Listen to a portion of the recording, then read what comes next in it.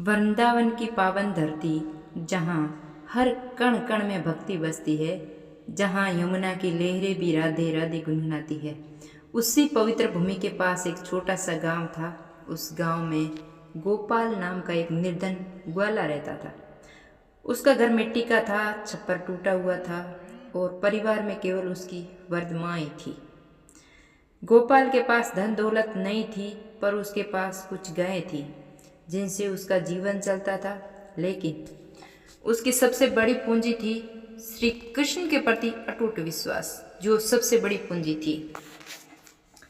हर सुबह ब्रह्म मुहूर्त में वह उठता, स्नान करके यमुना तट पर जाता और आंखें बंद कर प्रेम से कहता, हे मेरे कान्हा, मैं आपको देख नहीं सकता, पर मेरा हृदय जानता है कि आप मेरे साथ हैं।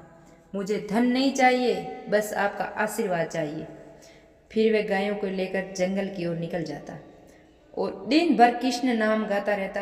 गांव के कई लोग उसे भोला समझते थे। एक दिन गांव के लोग हंसते हुए बोले, अरे गोपाल रोज कृष्ण को पुकारता है, कभी देखे भी है क्या? गांव वालों ने उसको ताना मारा। गोपाल मुस्कुरा कर बोला, वे दिखे या न दिखे, पर मुझे महसूस होते हैं। समय बीतता गया, तभी एक वर्ष भयंकर अकाल पड़ा। बिल्कुल वर्षा नहीं हुई, खेत बंजर हो गए, तालाब सूख गए, कुओं से पानी सूख गया, हरी घास का नोमी निशान मिट गया, गायें कमजोर होने लगी। गांव में हाहाकार मच गया, लोग अपनी गायें बेचने लगे, कई परिवार गांव छोड़कर चले गए। गोपाल की स्थिति खराब होने लगी, उसकी गायें दिन ब दिन कमजोर होती जा रही थी, पर वह रोज उसी यमुना के किनारे बैठकर भजन गाता। एक दिन उसकी सबसे प्रिय गाय गोरी भूख प्यास से गिर पड़ी। गोपाल घबरा गया, वह गोरी का सिर अपने गोद में रखकर रोने लगा, हे प्रभु, अगर मेरी भक्ति सच्ची है तो मेरी गोरी को बचा लो, मैं आपके शरण में हूँ, मेरी परीक्षा मत लो प्रभु। उसकी आंखों से धरती पर आंसू गिर पड़े।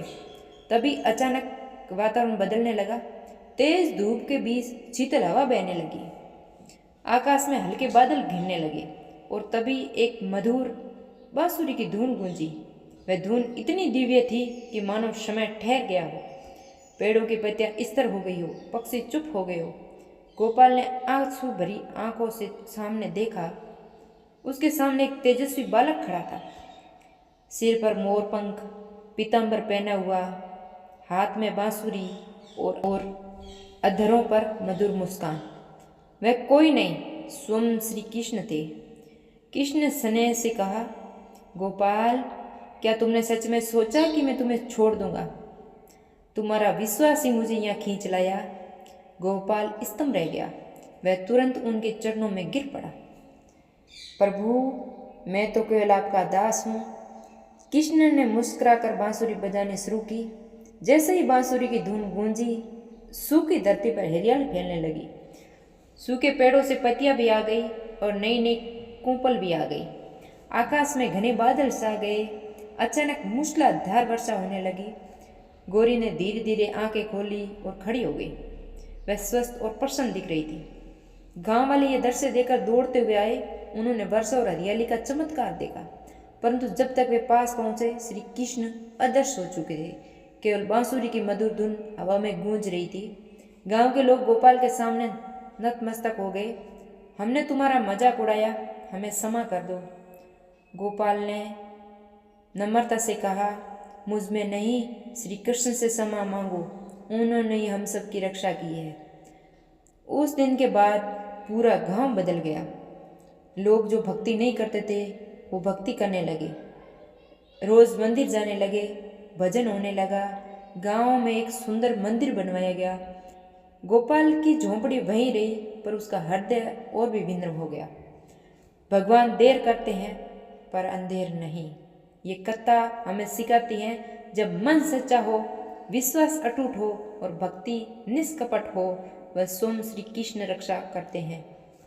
कठिनाई आती है, परीक्षाएं होती है, पर धैर्य रहता है, उसे अंत में कृपया अवश्य मिलती है। जहाँ प्रेम है वहाँ कृष्ण है, और जहाँ विश्वास है वहाँ चमत्कार है। जय श्री कृष्ण।